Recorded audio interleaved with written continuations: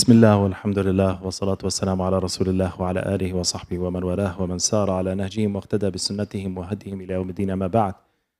My dear respected brothers and sisters, inshallah, this is just a short reminder, inshallah, 10 to 15 minutes maximum. You time it out. I remind myself and my brothers and sisters. وذكر فإن الذكرى تنفع المؤمنين. Subhanallah, when I read the Quran, one of the very clear stories in the Quran, the story of Musa alayhi salam.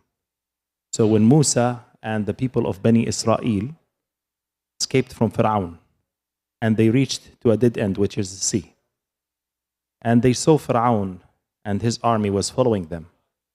So at that time, the companions of Musa, which is the elites, the best, the closest to the Musa, they said, "Inna lamudrakun," which means we are overtaken for sure. We are overtaken for sure. فَلَمَّا تَرَاءَ الْجَمْعَانِ قَالَ أَصْحَابُ مُوسَى إِنَّا لَمُدْرَكُونَ. So when the two groups came face to face, the companions of Musa, the close people of Musa, they cried out, "We are overtaken for sure." So Musa alayhi salam, he responded immediately with confidence. قَالَ كَلَّا إِنَّ مَعِيَ رَبِّي سَيَهْدِينَ, which means absolutely no. Absolutely no. My Lord is certainly with me. He will guide me. He will guide me. Remember those words. He will guide me. He didn't say even he will make me victorious. He will guide me. بِعَصَاكَ الْبَحْرِ, which caused طبعا a big miracle, that it split the sea into two parts, assembling huge mountains. وَكَانَ كُلُّ فِرْقٍ كَالطَّوْدِ الْعَظِيمِ. The description in the Quran, it's like a huge mountain, each split. And this was a tremendous miracle. But what really surprised me in that miracle, as much as the miracle is huge, is Allah subhanahu wa ta'ala's command to Musa alayhi salam to strike the sea with his stick. And we know this massive miracle, which is opening the sea, is not caused by the stick, or it's not even caused by Musa alayhi salam. So the question that I had in my mind, subhanallah, when I was looking at this story, why Allah subhanahu wa ta'ala is giving the credit to Musa alayhi salam to do that, even though Allah subhanahu wa ta'ala can do the split immediately without any effort even from Musa alayhi salam. And upon reflection on that, I realized that Allah subhanahu wa ta'ala commanded Musa alayhi salam to strike the sea with his stick was meant to send a crucial message to Musa and to the followers of Musa, and also to Fir'aun and the follower of Fir'aun, and also to the generations after that, including us. He wants to send us a clear message that nothing without the world, even miracles, which comes with extraordinary things, it should obey to that rule, the rule of cause. قانون السببية. And it is one of the universal rules, أحد القوانين الكونية. We call it universal rules that Allah subhanahu wa ta'ala put to govern His creation in this universe. The cause of rule emphasizes that don't expect output without input. So don't expect output without input, or results without efforts. And even miracles come in compliance with that universal rule, subhanallah. And وَلَن تَجِدَ لِسُنَّةِ اللَّهِ تَبْدِيلًا وَلَن تَجِدَ لِسُنَّةِ اللَّهِ تَحْوِيلًا.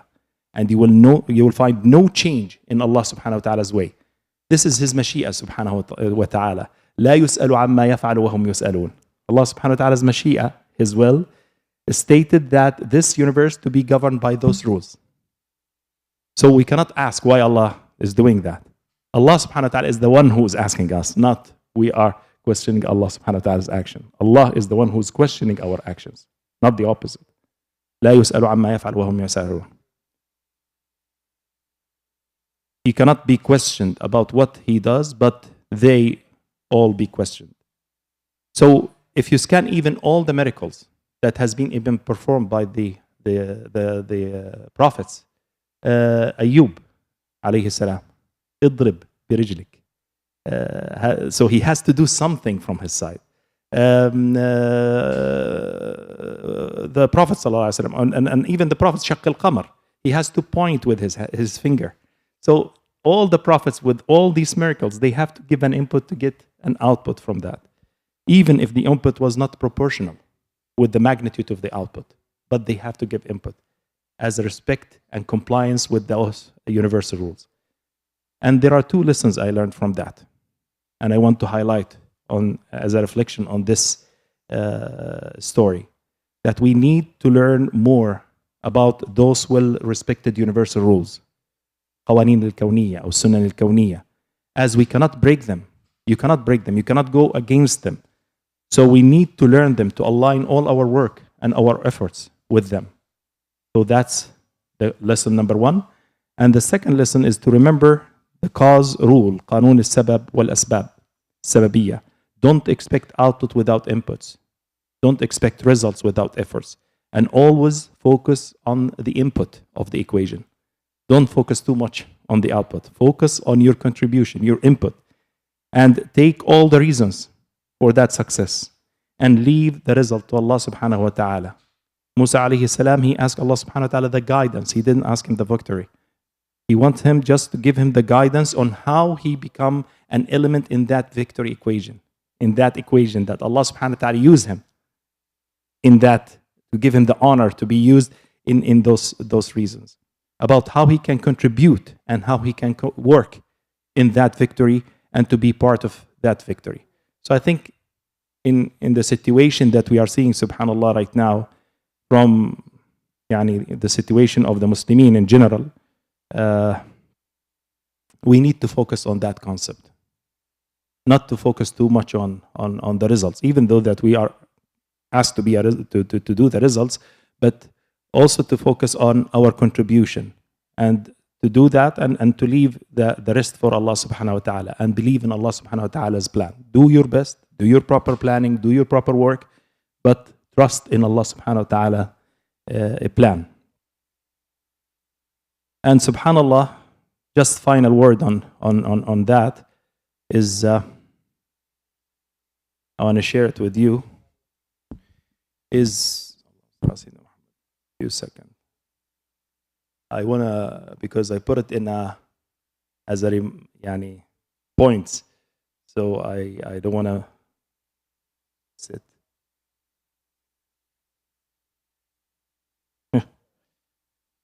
If you scan, subhanallah, the ummah, the ummah situation, and you will find, subhanallah, that you need to contribute, and Allah subhanahu wa ta'ala, we will find that the ummah of Islam, few seconds, 1 minute, share the idea with you in a proper way.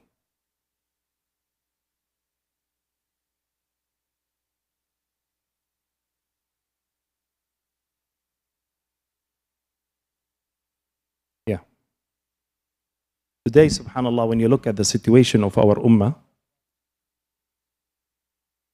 and you will find that the ummah is not that good, the situation in general. And the way to change that situation, this situation cannot be changed without a sacrifice.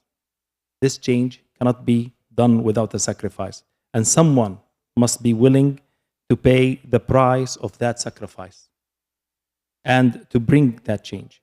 And this price, no one will be able to pay it except what I call the elites from this ummah.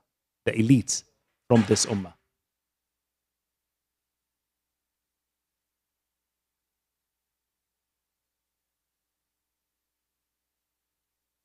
And subhanallah, if you look at Islam, Islam reaches to us for over 2 billion people right now we have in the nation of Islam, subhanallah, came through the sacrifice of the elites, starting with the Prophet Muhammad sallallahu alaihi wasallam and his companions.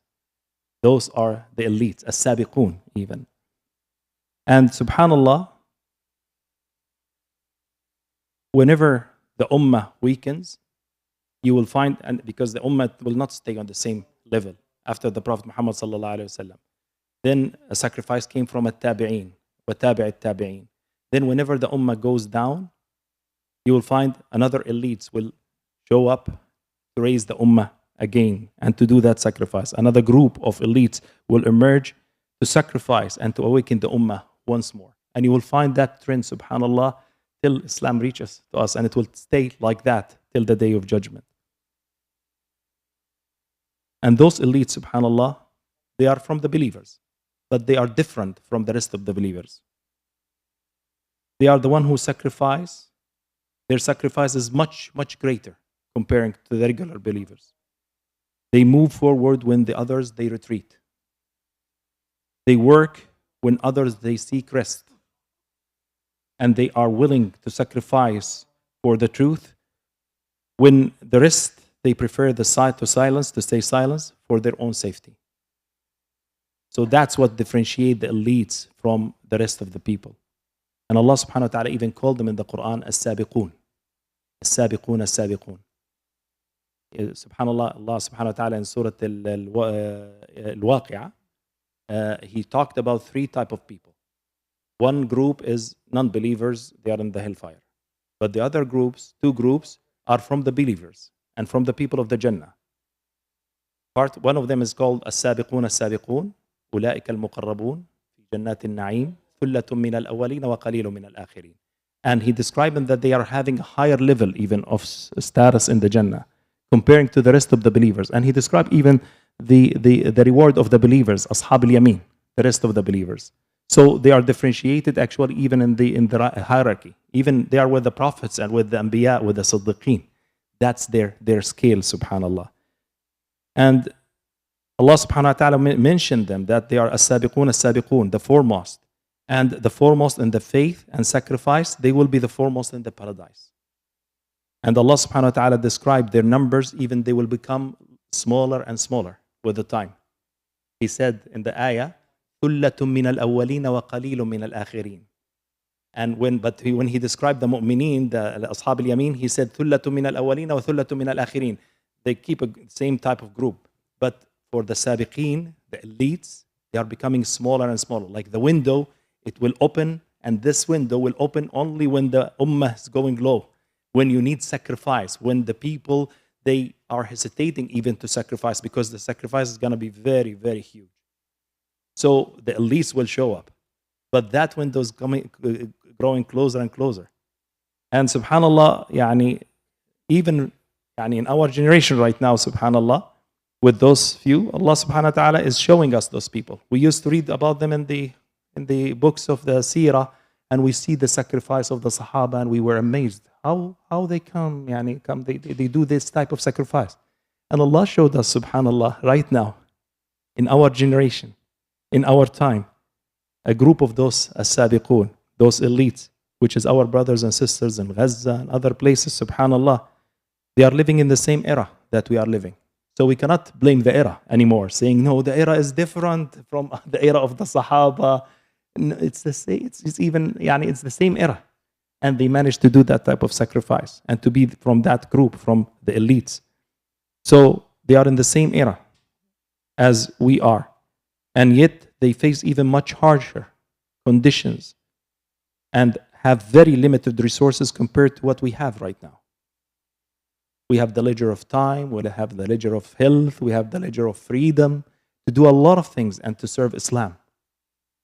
But we don't do it. And all with their limited resources, they manage to do these type of sacrifices.